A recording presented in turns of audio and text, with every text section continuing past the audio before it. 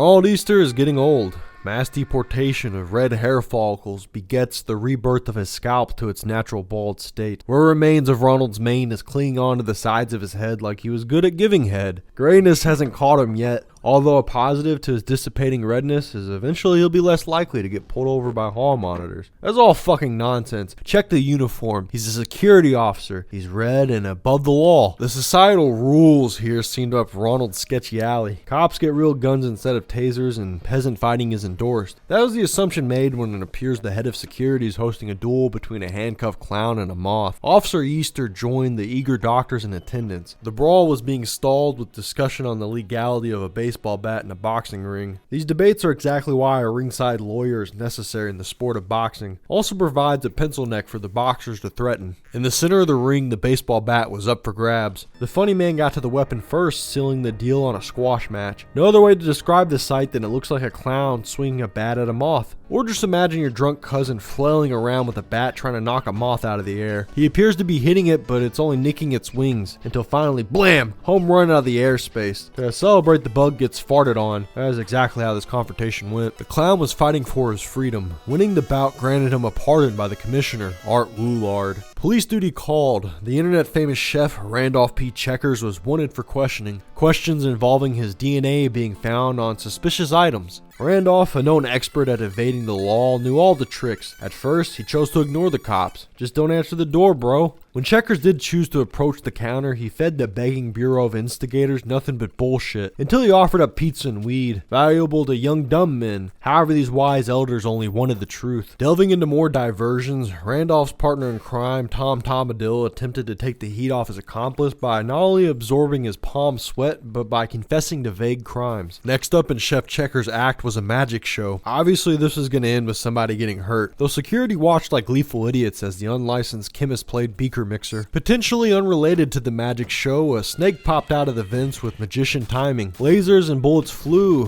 which ended up getting the snake and Tom shot. Ronald hopped over the kitchen counter to assess the scene. Randolph then proceeded with his magic trick.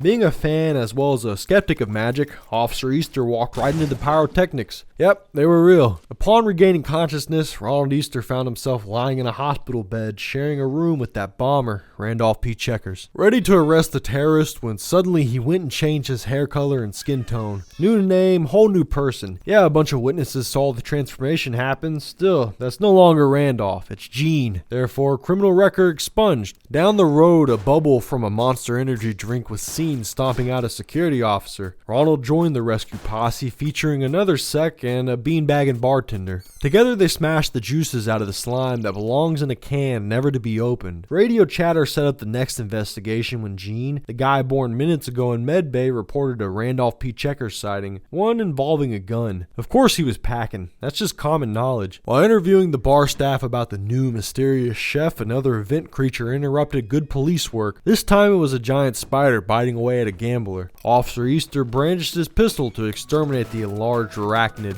With 3 bullets left in his mag, he hit the bartender, another big ass spider, and a window. Don't forget the one in the chamber. That also went into a window. A pistol mag dump is enough reason to open up the armory. Maybe there was a grander threat, though we'll go with spiders. Equipped with a full suit of armor and an assault rifle, he walked right into one of those 8-legged wild dogs. Appearing ready is not the same as being ready. Ronald wasn't properly wielding his rifle. He had a free hand to accidentally grab a paper off the ground. Once he finally had the gun's bolt closed and was holding it in both hands, the spider was already dead. Plus, a rookie friendly fired Ronald on his ass by spazzing out with the stun beams. After the infestation was dealt with, the AI ordered the arrest of the chef who took Randolph's place. Ronald complied, giving the criminal ample opportunity to disarm him of his stun baton. Nevertheless, no self-defense tactics were displayed. Perhaps the man was merely an innocent pizza maker, like he said. Still, he had to be brought in for questioning. Thankfully, there were other security officers there to conduct the interrogation because Ronald chugged some moonshine at the bar not too long ago and it was starting to kick his ass. Negotiations went in favor of totally not Randolph P. Checkers. He convinced the HOS he'd give up Randolph's trader gear in exchange for immunity from prosecution. The agreement resulted in the silver-tongued devil getting a gun and becoming an informant. Back on the streets while chatting with the locals, Ronald got into a shootout with a grenade-launching nuke operative. He gave him all of his bullets.